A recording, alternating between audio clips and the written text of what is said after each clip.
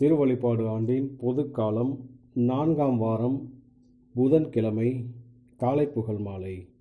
ஆண்டவரே, எங்கள் இதழ்களை திறந்தருளும், நாங்களும் உம்மை புகழ்ந்திடுவோம். தந்தைக்கும் மகனுக்கும் தூய ஆவிக்கும் ஆட்சி உண்டாவதாக. தொடக்கத்தில் இருந்தது போல் இப்போதும் எப்பொழுதும் என்றென்றும் இருப்பதாக. ஆமீன். அல்லேலூயா. அழைப்பு பல்லவியும் அழைப்பு திருப்பாடலும். அனைத்துலகோரை ஆர்ப்பரித்து வாழ்த்துங்கள், ஆண்டவரை மகிழ்ச்சியுடன் வழிபடுங்கள். அனைத்துலகோரை ஆர்ப்பரித்து வாழ்த்துங்கள், ஆண்டவரை மகிழ்ச்சியுடன் வழிபடுங்கள். வாருங்கள், ஆண்டவரை புகழ்ந்து பாடுங்கள், நமது மீட்பின் பாறையை போற்றி ஆர்ப்பரியுங்கள். அவர் திருமுன் நன்றியுடன் செல்வோம், புகழ்பாக்களால் அவரை போற்றி அகமகிழ்வோம். ஏனெனில் ஆண்டவர் மாண்புமிகு இறைவன், அனைத்து தெய்வங்களுக்கும் அனைத்திற்கும் மேலான பேரரசர். பூவுலகின் ஆழ்பகுதிகள் அவர் தம் கையில் உள்ளன, மலைகளின் கொடுமுடிகளும் அவருக்கே உரியன. கடலும் அவருடையதே, அவரே அதை படைத்தார். உலர்ந்த தரையையும் அவர் கைகளை உருவாக்கின. வாருங்கள், தாழ்பணிந்து அவரை தொழுவோம், நம்மை உருவாக்கிய ஆண்டவர் முன் முழந்தாளிடுவோம். அவரே நம் கடவுள், நாமோ அவரது மேய்ச்சலின் மக்கள், நாம் அவர் பேணி காக்கும் ஆடுகள். இன்று நீங்கள் அவரது குரலுக்கு செவி கொடுத்தால் எத்துணை நலம். அன்று மெரிபாவிலும் பாலை நிலத்தில் மாசாவிலும் செய்தது போல் உங்கள் இதயத்தை கடினப்படுத்தி கொள்ளாதீர்கள். அங்கே உங்கள் மூதாதையர் என்னை சோதித்தனர், என் செயல்களை கண்டிருந்தும் என்னை சோதித்து பார்த்தனர். 40 ஆண்டளவாய் அந்த தலைமுறை எனக்கு வெறுப்பூட்டியதால் நான் உரைத்தது. அவர்கள் உறுதியற்ற உள்ளம் கொண்ட மக்கள், என் வழிகளை அறியாதவர்கள். எனவே நான் சினமுற்று, நான் அளிக்கும் இலைப்பாற்றியின் நாட்டிற்குள் நுழையவே மாட்டார்கள் என்று ஆணையிட்டு கூறினேன். தந்தைக்கும் மகனுக்கும் தூய ஆவிக்கும் ஆட்சி உண்டாவதாக. தொடக்கத்தில் இருந்தது போல் இப்போதும் எப்பொழுதும் என்றென்றும் இருப்பதாக. ஆமீன். அனைத்துலகோரை ஆர்ப்பரித்து வாழ்த்துங்கள், ஆண்டவரை மகிழ்ச்சியுடன் வழிபடுங்கள். அனைத்துலகோரை ஆர்ப்பரித்து வாழ்த்துங்கள், ஆண்டவரை மகிழ்ச்சியுடன் வழிபடுங்கள். பாசுரம். வையகம் நிறுவிய வல்லவனே இறைவா, இலங்கிடும் விண்வெளி எல்லாம் அமைத்தீர். இரவுக்கு நிலவினை ஒளிதர வைத்தீர், பகலை ஆதவன் ஆளவும் செய்தீர். காரிருள் இரவு கலைந்து போனது, பாரினில் எழிலும் மலர்ந்ததுவே. வீரியமுடனே விழித்தெழும் உள்ளம் கோரியவற்றை செயல்படுத்திடவே. இதயம் நிறைந்து புகழ் இசைக்க புதிய நாள் எமை அழைக்கிறது. உதய ஒளியை விட ஒளிரும் உளத்துடன் இதமாய் இன்னிசை பாடிடுவோமே. வழுக்கும் வழியை தவிர்த்து நடப்போம், இழுக்கு நினைவை புறக்கணித்திடுவோம். பழிச்சொல் நாவை பாழ்படுத்தாமல் இழிவு சொல்லையும் விலக்கிடுவோமே. பகலவன் வரவால் பகல் ஒளி பெருமே, அகவொளி தருவது நம்பிக்கையே. மிக திடமுடனே நம்பிக்கை வளர்க, நிகரிலா அன்பும் பற்றி எரிக. நேயரம் வேண்டல் ஏற்பீர் தந்தாய், உயர்நிலை வீற்றிருக்கும் மகனும் அச்சம் அகற்றும் ஆவியருடன் இச்சகம் என்றும் ஆளுகவே. ஆமேன். என் உள்ளம் உறுதியாய் இருக்கின்றது, கடவுளே என் உள்ளம் உறுதியாய் இருக்கின்றது. என் உள்ளம் உறுதியாய் இருக்கின்றது, கடவுளே என் உள்ளம் உறுதியாய் இருக்கின்றது. என் உள்ளம் உறுதியாய் இருக்கின்றது, கடவுளே என் உள்ளம் உறுதியாய் இருக்கின்றது. நான் பாடுவேன், உம்மை புகழ்ந்து பாடுவேன். என் நெஞ்சை விழித்தெழு, வீணே யாழை விழித்தெழுங்கள். வைகரே, நான் விழித்தெழ செய்வேன். ஆண்டவரே, மக்களினங்களிடையே உமக்கு நன்றி செலுத்துவேன். எல்லா இனத்தாரிடையும் உம்மை புகழ்ந்து பாடுவேன். ஏனெனில் உமது பேரன்பு வானளவு உயர்ந்துள்ளது, உமது வாக்கு பிறலாமை முகில்களை தொடுகின்றது. கடவுளை, வானங்களுக்கு மேலாக நீர் உயர்வு பெறுவீராக. பாருங்க, உமது மாட்சி விளங்குவதாக. அன்பு கூர்ந்தவர்கள் விடுதலை பெறுமாறு உமது வலக்கையால் எங்களுக்கு துணை செய்யும். என் மன்றாட்டை கேட்டருளும். கடவுள் தமது தூயகத்தினின்று இவ்வாறு உரைத்தார். வெற்றி களிப்பிடையே செக்கேமை பங்கிடுவேன், சுக்கோத் பள்ளத்தாக்கை அளந்து கொடுப்பேன். கிளையாது என்னுடையது, மனசேயும் என்னுடையது. எப்ராயிம் என் தலை சீரா, யூதா என் செங்கோல். மோவாப் எனக்கு பாதங்கழுவும் பாத்திரம். ஏதோம் மீது எனது மிதியடியை எறிவேன். பெலிஸ்தியாவை வென்று ஆர்ப்பரிப்பேன். அரண்சோல் நகரினுள் என்னை இட்டு செல்பவர் யார்? ஏதோம் வரை என்னை கூட்டி செல்பவர் யார்? கடவுளே, நீர் எங்களை கைவிட்டு விட்டீரோ அன்றோ? கடவுளே, நீர் எங்கள் படைகளோடு புறப்படவில்லை அன்றோ? எதிரியை மேற்கொள்ள எங்களுக்கு உதவும். மனிதர் தரும் உதவியோ வீண். கடவுளின் துணையால் வீரத்துடன் போரிடுவோம். அவரே நம் எதிரிகளை மிதித்து போடுவார். தந்தைக்கும் மகனுக்கும் தூய ஆவிக்கும் ஆட்சி உண்டாவதாக. தொடக்கத்தில் இருந்தது போல இப்போதும் எப்போதும் என்றென்றும் இருப்பதாக. ஆமீன். என் உள்ளம் உறுதியாய் இருக்கின்றது, கடவுளே என் உள்ளம் உறுதியாய் இருக்கின்றது. என் உள்ளம் உறுதியாய் இருக்கின்றது, கடவுளே என் உள்ளம் உறுதியாய் இருக்கின்றது.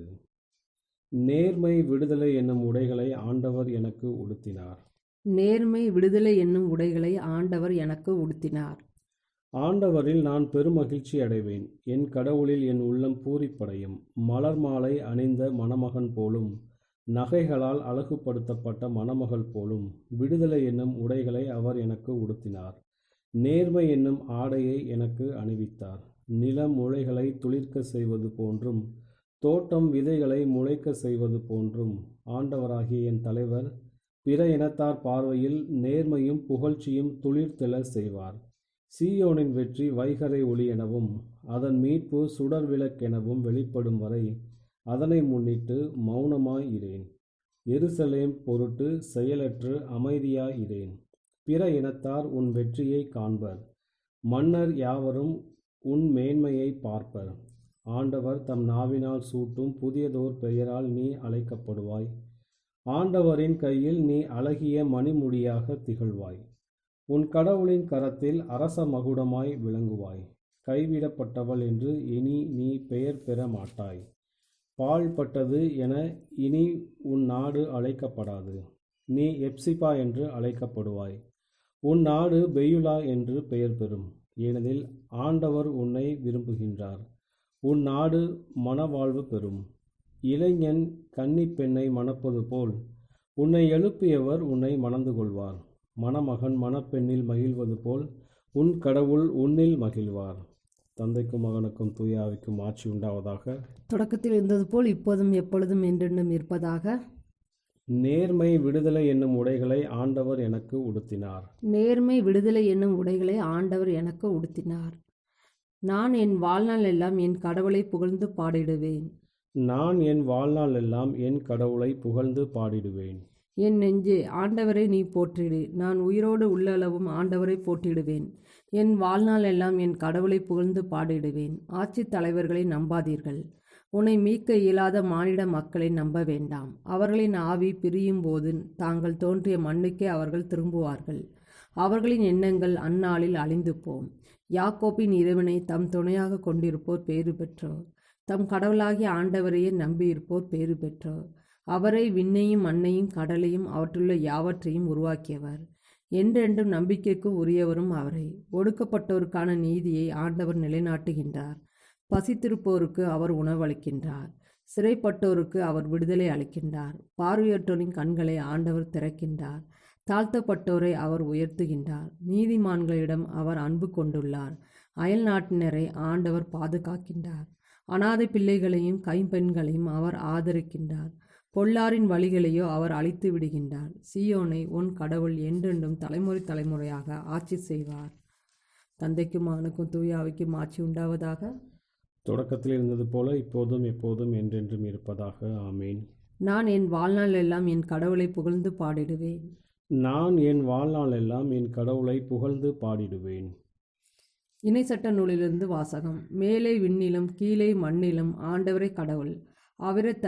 அவரை தவிர வேறு எவரும் இலர் என இன்று அறிந்து உங்கள் உள்ளத்தில் இருத்துங்கள். நான் இன்று உங்களுக்கு கட்டளையிடும் அவரது நியமங்களையும் கட்டளைகளையும் பின்பற்றுங்கள். ஆண்டவரின் அருள்வாக்கு. இறைவனுக்கு நன்றி. எல்லா காலத்திலும் நான் ஆண்டவரை புகழ்வேன். எல்லா காலத்திலும் நான் ஆண்டவரை புகழ்வேன். அவரது புகழ் எந்நாளும் என் இதழ்களில் இருக்கும். எல்லா காலத்திலும் நான் ஆண்டவரை புகழ்வேன். தந்தைக்கும் மகனுக்கும் தூய ஆவிக்கும் ஆட்சி உண்டாவதாக. எல்லா காலத்திலும் நான் ஆண்டவரை புகழ்வேன். முதல் வாசகம். தெசலோனிக்கேயருக்கு எழுதிய முதல் திருமுகத்திலிருந்து வாசகம். சகோதர சகோதரிகளே, இவை நடக்கும் காலங்களையும் நேரங்களையும் குறித்து உங்களுக்கு எழுத தேவையில்லை. ஏனெனில் திருடன் இரவில் வருவது போல ஆண்டவருடைய நாள் வரும் என்பதை நீங்களே திண்ணமாய் தெரிந்திருக்கிறீர்கள். எங்கும் அமைதி, ஆபத்து இல்லை என்று மக்கள் கூறிக்கொண்டிருக்கும் பொழுது கருவுற்றிருப்பவருக்கு வேதனை வருவது போல திடீரென அவர்களுக்கு அழிவு வரும். யாரும் தப்பித்து கொள்ள இயலாது. ஆனால் அன்பர்களே, நீங்கள் இருளில் நடப்பவர்கள் அல்ல. ஆகவே அந்த நாள் திருடனைப் போல் உங்களுக்கு வராது. நீங்கள் எல்லோரும் ஒளியை சார்ந்தவர்கள், பகலில் நடப்பவர்கள். நாம் இரவையோ இருளையோ சார்ந்தவர் அல்ல. ஆகவே மற்றவர்களைப் போல் நாமும் உறங்கல் ஆகாது. விழிப்போடும் அறிவு தெளிவோடும் இருப்போம். உறங்குபவர் இரவில்தான் உறங்குவர். குடிவெறியர் இரவில்தான் குடிபோதையில் இருப்பர். ஆனால் பகலை சார்ந்த நாம் அறிவு தெளிவோடு இருப்போம். நம்பிக்கையையும் அன்பையும் மார்பு கவசமாகவும் மீட்பு பெறுவோம் என்னும் எதிர்நோக்கை தலை சீராகவும் அணிந்து கொள்வோம். ஏனெனில் கடவுள் நம்மை தம் சினத்திற்கு ஆளாவதற்கு அல்ல, நம் ஆண்டவர் இயேசு கிறிஸ்து வழியாக மீட்பு அடையவே ஏற்படுத்தியுள்ளார். நாம் இருந்தாலும் இறந்தாலும் அவரோடு இணைந்து வாழும் வண்ணம் அவர் நம் பொருட்டு இறந்தார். ஆகவே நீங்கள் இப்பொழுது செய்து வருவது போல ஒருவருக்கொருவர் ஊக்கமூட்டுங்கள், ஒருவரை ஒருவர் வளர்ச்சியடைய செய்யுங்கள். சகோதர சகோதரிகளை, உங்களிடையே உழைத்து ஆண்டவர் பெயரால் உங்களை வழிநடத்தி உங்களுக்கு அறிவு புகட்டுவோரை மதித்து நடக்கும்படி கேட்டுக்கொள்கிறோம். அவர்கள் பணியின் பொருட்டு அவர்களை உயர்வாகவும் அன்புடனும் கருதுங்கள். உங்களிடையே அமைதி நிலவட்டும். அன்பர்களே, நாங்கள் உங்களுக்கு தரும் அறிவுரை இதுவே. சோம்பேறிகளுக்கு அறிவு புகட்டுங்கள், மனத்தளர்ச்சி உற்றவர்களுக்கு ஊக்கமூட்டுங்கள், வலுவுற்றவருக்கு உதவுங்கள், எல்லோரோடும் பொறுமையாயிருங்கள். எவரும் தீமைக்கு பதில் தீமை செய்யாதவாறு பார்த்து கொள்ளுங்கள். உங்களுள் ஒருவருக்கொருவர் மட்டுமின்றி எல்லோருக்கும் எப்பொழுதும் நன்மை செய்ய நாடுங்கள். எப்பொழுதும் மகிழ்ச்சியாக இருங்கள். இடைவிடாது இறைவனிடம் வேண்டுங்கள். எல்லா சூழ்நிலையிலும் நன்றி கூறுங்கள். உங்களுக்காக கிறிஸ்து இயேசு வழியாய் கடவுள் வெளிப்படுத்திய திருவுளம் இதுவே. தூய ஆவியின் செயல்பாட்டை தடுக்க வேண்டாம். இறைவாக்குகளை புறக்கணிக்க வேண்டாம். அனைத்தையும் சீர்தூக்கி பாருங்கள். நல்லதை பற்றி கொள்ளுங்கள். எல்லா வகையான தீமைகளையும் விட்டு விலகுங்கள்.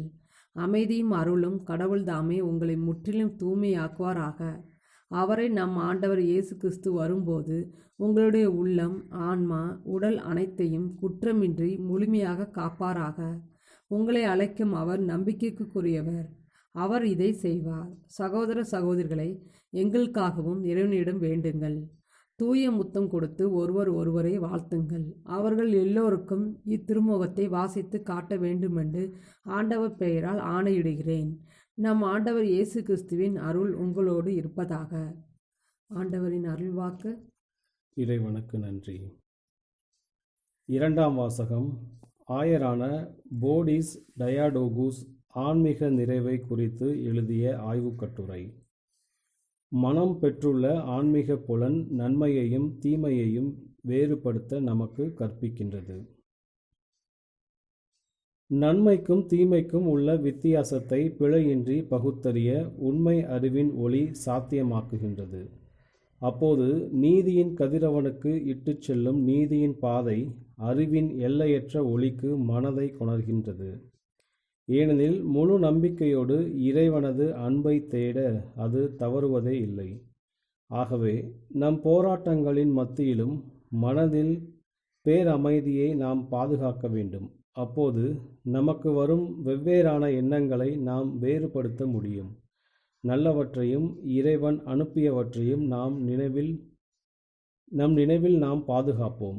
தீயவற்றையும் அழகையின் ஏவுதலால் உண்டானவற்றையும் நாம் புறக்கணிப்போம். ஒரு கடலோடு ஒப்பிடுவது நமக்கு உதவி செய்யும். ஒரு அமைதியான கடல் அதன் ஆழங்களை காண மீனவனை அனுமதிக்கின்றது. எந்த மீனும் மறைந்து கொண்டு அவனது பார்வைக்கு தப்ப முடியாது. மாறாக புயல் சூழ்ந்த கடலோ காற்றினால் அலைக்கழிக்கப்படும்போது தெளிவற்று விளங்குகின்றது. அதன் அமைதியில் அது வெளிப்படுத்திய அதே ஆழங்களை கடல் இப்போது மறைத்து கொள்கின்றது. மீனவனின் திறமைகள் இப்போது பயனற்றவை. தூய ஆவி மட்டுமே மனதை தூய்மைப்படுத்த முடியும். பலமிக்க மனிதன் உள்ளே நுழைந்து திருடனிடமிருந்து திருடினாலொழிய கொள்ளைப்பொருள் மீட்கப்படாது. எனவே எல்லா வழிகளிலும், குறிப்பாக ஆன்மாவுடைய அமைதியின் வழியில் தூய ஆவிக்கு ஒரு இளைப்பாற்றும் இடத்தை அளிக்க நாம் முயல வேண்டும். அப்போது அறிவின் ஒளி நம்மில் எப்போதும் பிரகாசிக்கும். அப்போது பேய்களினின்று வரும் இருண்டதும் வெறுக்கத்தக்கதுமான சோதனைகளை அது வெளிப்படுத்தும். அது அவற்றை வெளிப்படுத்துவதோடு நில்லாது இப்புனிதமான மாட்சிமிகு ஒளிக்கு அவை வெளிப்படும்போது அவற்றின் வல்லமையும் பெரிய அளவில் குறைந்திடும். இதன் பொருட்டே அப்போஸ்தலர் கூறுகின்றார், தூய ஆவியை நெரித்திடாதீர்கள். தூய ஆவி என்பது நன்மையின் ஆவி. உங்கள் தீய செயல்களாலும் எண்ணங்களாலும் அவரை வருந்த செய்யாதீர்கள். அவரது ஒளி உங்களுக்கு அளிக்கக்கூடிய பாதுகாப்பை இவ்வாறு இழந்திடாதீர்கள். நித்தியத்திற்கு உரியதும் வாழ்வளிக்கக்கூடியதுமான அவரது இருப்பில் அவர் நெரிக்கப்படுவதில்லை. மாறாக அவர் வருந்தும் போது அவர் சென்று விடுகின்றார். அறிவின் ஒளியை இழந்த மனதை இருளில் விட்டு செல்கின்றார். அதற்கு முன் சமர்ப்பிக்கப்படும் எதையும் மனதால் துல்லியமாக சுவைத்து வேறுபடுத்த முடியும். நம் உடல் ஆரோக்கியமாக இருக்கும்போது நமது உடலின் சுவைக்கக்கூடிய புலனால் நல்ல உணவிற்கும் கெட்ட உணவிற்கும் உள்ள வேறுபாட்டை நம்மால் கூற முடியும். முழுமையானதை நோக்கி நம் கரத்தை நீட்ட முடியும். இவ்வாறே நம் மனம் வலிமையாகவும் கவலை அனைத்து நின்று விடுபட்டும் இருக்கும்போது இறை ஆறுதலின் நினைவை அன்பினால் பாதுகாக்க முடியும். சிறந்ததை முழு உறுதியோடு இது நமக்கு கற்பிக்கின்றது. புனித சின்னப்பர் கூறுவது போல், உங்கள் அன்பு அறிவிலும் நுண்ணிய அறிவிலும் மேன்மேலும் வளர வேண்டும் என்பதே என் ஜெபம். இவ்வாறு சிறந்தவற்றை தேர்ந்தெடுக்க அது உங்களுக்கு உதவி செய்யும். ஆயரான போடிஸ் டயாடோகுஸ் ஆன்மீக நிறைவை குறித்து எழுதிய ஆய்வுக் கட்டுரை. இன்றைய நற்செய்தி வாசகம். மார்க் எழுதிய தூய நற்செய்தியிலிருந்து வாசகம். அக்காலத்தில் இயேசு தொழுகை கூட தலைவரின் வீட்டிலிருந்து புறப்பட்டு தமது சொந்த ஊருக்கு வந்தார். அவருடைய சீடரும் அவரை பின்தொடர்ந்தனர்.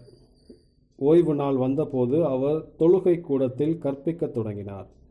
அதை கேட்ட பலர் வியப்பில் ஆழ்ந்தனர். அவர்கள், இவருக்கு இவையெல்லாம் எங்கிருந்து வந்தன? என்னே இவருக்கு அருளப்பட்டுள்ள ஞானம்? என்னே இவருடைய கைகளால் ஆகும் வல்ல செயல்கள்? இவர் தச்சர் அல்லவா? மரியாவின் மகன் தானே? யாக்கோபு, யோசேப்பு, யூதா, சீமோன் ஆகியோர் இவருடைய சகோதரர் அல்லவா? இவர் சகோதரிகள் இங்கு நம்மோடு இருக்கின்றார்கள் அல்லவா என்றார்கள். இவ்வாறு அவரை ஏற்றுக்கொள்ள அவர்கள் தயங்கினார்கள். இயேசு அவர்களிடம், சொந்த ஊரிலும் சுற்றத்திலும் தம் வீட்டிலும் தவிர மற்றெங்கும் இறைவாக்கினர் மதிப்பு பெறுவர் என்றார். அங்கே உடல் நலமற்றோர் சிலர் மேல் கைகளை வைத்து குணமாக்கியதை தவிர வேறு வல்ல செயல் எதையும் அவரால் செய்ய இயலவில்லை. அவர்களது நம்பிக்கையின்மையை கண்டு அவர் வியப்புற்றார். அவர் சுற்றிலும் உள்ள ஊர்களுக்கு சென்று கற்பித்து வந்தார். ஆண்டவரின் அருள்வாக்கு. கிறிஸ்துவே உமக்கு புகழ். செக்கரியாவின் பாடலும் முன்மொழியும். நம் வாழ்நாள் எல்லாம் புனிதத்தோடு ஆண்டவருக்கு பணிபுரிவோம். நம் வாழ்நாள் எல்லாம் புனிதத்தோடு ஆண்டவருக்கு பணிபுரிவோம். இஸ்ரேலின் கடவுளாகிய ஆண்டவரை போற்றுவோம். ஏனெனில் அவர் தம் மக்களை தேடி வந்து விடுவித்தருளினார். தம் தூய இறைவாக்கினர் வாயினால் தொடக்கம் முதல் அவர் மொழிந்தபடியே அவர் தம் ஊழியராகிய தாவீதின் குடும்பத்தில் வல்லமையுடைய மீட்பர் ஒருவர் நமக்காக தோன்ற செய்தார். நம் பகைவரிடமிருந்தும் நம்மை வெறுப்போர் அனைவரின் பிடியிலிருந்தும் நம்மை மீட்பார். அவர் நம் மூதாதையருக்கு இரக்கம் காட்டி தமது தூய உடன்படிக்கையையும் நம் தந்தையாகிய ஆபிரகாமுக்கு அவரிட்ட ஆணையையும் நிறைவேற்ற நினைவு கூர்ந்தார். இவ்வாறு நாம் பகைவரின் பிடியிலிருந்து விடுவிக்கப்பட்டு தூய்மையோடும் நேர்மையோடும் வாழ்நாள் எல்லாம் அச்சமின்றி அவர் திருமுன் பணி செய்யுமாறு வழிவகுத்தார். குழந்தாய், நீ உன்னத கடவுளின் இறைவாக்கினர் எனப்படுவாய். ஏனெனில் பாவ மன்னிப்பால் வரும் மீட்பை அவர் தம் மக்களுக்கு அறிவித்து ஆண்டவருக்கான வழியை செம்மைப்படுத்த அவர் முன்னே செல்வாய். இருளிலும் இறப்பின் பிடியிலும் இருப்போருக்கு ஒளி தரவும் நம்முடைய கால்களை அமைதி வழியில் நடக்கச் செய்யவும் நம் கடவுளின் பரிவுள்ளத்தாலும் இரக்கத்தாலும் விண்ணிலிருந்து விடியல் நம்மை தேடி வருகிறது. தந்தைக்கும் மகனுக்கும் தூய ஆவிக்கும் ஆட்சி உண்டாவதாக. தொடக்கத்தில் இருந்தது போல் இப்போதும் எப்பொழுதும் என்றென்றும் இருப்பதாக. நம் வாழ்நாள் எல்லாம் புனிதத்தோடு ஆண்டவருக்கு பணிபுரிவோம். நம் வாழ்நாள் எல்லாம் புனிதத்தோடு ஆண்டவருக்கு பணிபுரிவோம். மன்றாட்டுகள். கடவுளுக்கும் நம் ஆண்டவராகிய இயேசு கிறிஸ்துவின் தந்தைக்கும் புகழ்ச்சி உரித்தாகுக. தம் மகனை இறந்தோடு நின்று உயிர்த்தெழ செய்து உயிருள்ள நம்பிக்கைக்கு நாம் நுழையும் பொருட்டு தம் பேரிரக்கத்தினால் நமக்கு புது பிறப்பு அளித்தார். எனவே அவரிடம் வேண்டுவோம். தந்தையே, எங்களுக்கு உமது ஆற்றலை தந்தருளும். உம் மகனாகிய இயேசு கிறிஸ்துவின் பக்கம் எங்கள் கண்களை திருப்பியருளும். அவர் எங்களை நம்பிக்கையில் வழிநடத்தி நிறை வாழ்வுக்கு கொண்டு வருவாராக. தந்தையே, எங்களுக்கு உமது ஆற்றலை தந்தருளும். எங்களுக்கு மன மகிழ்ச்சியும் தாராளமும் ததும்பிய உள்ளத்தை அருள மன்றாடுகிறோம். நாங்கள் எங்கள் இல்லங்களுக்கும் பணித்தளத்திற்கும் சந்திக்கும் அனைவருக்கும் மகிழ்ச்சியை கொண்டு செல்ல செய்தருளும். தந்தை, எங்களுக்கு உமது ஆற்றலை தந்தருளும். இன்று வேலை செய்வோருக்காக வேண்டுகிறோம். இல்லங்களிலும் நகர்களிலும் தொழிற்சாலைகளிலும் விளைநிலங்களிலும் நீர் அவர்களோடு இருந்தருள்வீராக. தந்தை, எங்களுக்கு உமது ஆற்றலை தந்தருளும். வேலையின்றி தவிப்போருக்காக நாங்கள் வேண்டுகிறோம். ஊனமுற்றோர், நோயாளிகள், வேலைவாய்ப்பற்றோர், ஓய்வு பெற்றோர் இவர்களுக்காகவும் நாங்கள் வேண்டுகிறோம். தந்தை, எங்களுக்கு உமது ஆற்றலை தந்தருளும். நம்முடைய தனிப்பட்ட மன்றாட்டுகள். ஆண்டவரின் இறைவேண்டல். விண்ணுலகில் இருக்கிற எங்கள் தந்தையே, உமது பெயர் தூயது என போற்றப்பெறுக. உமது ஆட்சி வருக. உமது திருவுளம் விண்ணுலகில் நிறைவேறது போல மண்ணுலகிலும் நிறைவேறுக. எங்கள் அன்றாட உணவை இன்று எங்களுக்கு தாரும். எங்களுக்கு எதிராக குற்றம் செய்வோரை நாங்கள் மன்னிப்பது போல எங்கள் குற்றங்களை மன்னியும். எங்களை சோதனைக்கு உட்படுத்தாதையும் தீமையிலிருந்து எங்களை விடுவித்தரலாம். கிறிஸ்துவின் சமாதானம் உம் ஆன்மாவோடு இருப்பதாக. இறுதி மன்றாட்டு. ஆண்டவரே, செம்மறியின் இரத்தத்தால் புதுப்பிக்கப்பட்டு புனிதப்படுத்தப்பட்ட உமது உடன்படிக்கையை நினைவு கூர்ந்தருளும். இதனால் உம் மக்கள் தங்கள் பாவங்களுக்கு மன்னிப்பு அடைந்து அருள் வாழ்வில் எந்நாளும் வளர செய்தருளும். உம்மோடு தூய ஆவியின் ஒன்றிப்பில் இறைவனாய் என்றென்றும் வாழ்ந்து ஆட்சி செய்கின்ற எங்கள் ஆண்டவரும் உமது திருமகனுமாகிய இயேசு கிறிஸ்து வழியாக உம்மை மன்றாடுகிறோம். ஆமீன். ஆண்டவர் நம்மை ஆசீர்வதித்து தீமையில் அனைத்திலிருந்து பாதுகாத்து நிலை வாழ்வுக்கு அழைத்துச் செல்வாராக. ஆமீன்.